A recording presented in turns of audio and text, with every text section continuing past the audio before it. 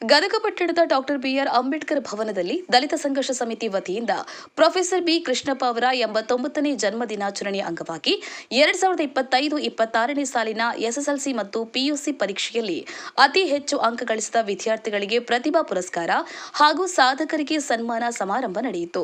ಈ ಸಂದರ್ಭದಲ್ಲಿ ಮಾತನಾಡಿದ ಡಿಎಸ್ಎಸ್ ರಾಜ್ಯ ಸಂಚಾಲಕರಾದ ಎಂ ಗುರುಮೂರ್ತಿಯವರು, ಪ್ರೊಫೆಸರ್ ಬಿ ಕೃಷ್ಣಪ್ಪ ಅವರು 1938ರಲ್ಲಿ ಹರಿಹರದಲ್ಲಿ ಜನಿಸಿದರು. ಅವರ ಕರ್ಮಭೂಮಿ ಭದ್ರಾವತಿ. ಅವರ ಜನ್ಮದಿನ ಯಾಕೆ ಆಚರಿಸುತ್ತೇವೆ ಎಂದರೆ, ಅವರ ವಿಚಾರಗಳು ವರ್ತಮಾನಕ್ಕೆ ಮಾರ್ಗಸೂಚಿ ಆಗಬೇಕು. ನಮ್ಮ ಒಳಗೆ ಮತ್ತೆ ಮತ್ತೆ ಹುಟ್ಟಬೇಕು. ನಾಡಿನುದ್ದಕ್ಕೂ ಅದು ಪಸರಿಸಬೇಕು.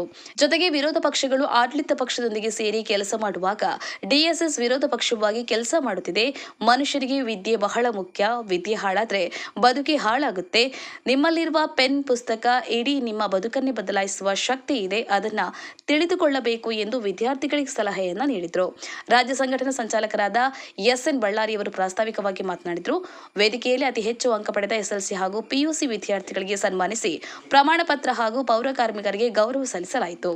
ಕಾರ್ಯಕ್ರಮದ ಅಧ್ಯಕ್ಷತೆಯನ್ನ ಡಿಎಸ್ಎಸ್ ಜಿಲ್ಲಾ ಸಂಚಾಲಕರಾದ ಎಲ್ಎಚ್ ದುರುಗಪ್ಪ ಅವರು ವಹಿಸಿದ್ರು. ಮುಖ್ಯ ಅತಿಥಿಗಳಾಗಿ ರಾಜ್ಯ ಸಂಘಟನಾ ಸಂಚಾಲಕರಾದ ಹನುಮಂತ ಕಾಗರಗಲ್, ಮಿಥುನ್ ಪಾಟೀಲ್, ಪ್ರಕಾಶ್ ಹೊಸಳ್ಳಿ, ಶರಣು ಪೂಜಾರ, ಸತೀಶ ಪಾಸಿ, ಬಸವರಾಜ ಕಡೆಮನಿ, ಮಂಜುನಾಥ ಬುರಡಿ, ಗಾಳೆಪ್ಪ ಹೆಚ್ ಹರಿಜನ್, ನಾಗರಾಜ್ ಹೊಸಮನಿ, ಶರೀಫ್ ಬಿಳಿಯಲಿ, ಜಿಲ್ಲಾ ಮಹಿಳಾ ಒಕ್ಕೂಟ ಜಿಲ್ಲಾ ಸಂಚಾಲಕರಾದ ಸುಶೀಲ ಶಿವಪ್ಪ ಚಲವಾದಿ ಹಾಗೂ ಇನ್ನೂ ಅನೇಕರು ಉಪಸ್ಥಿತರಿದ್ದರು.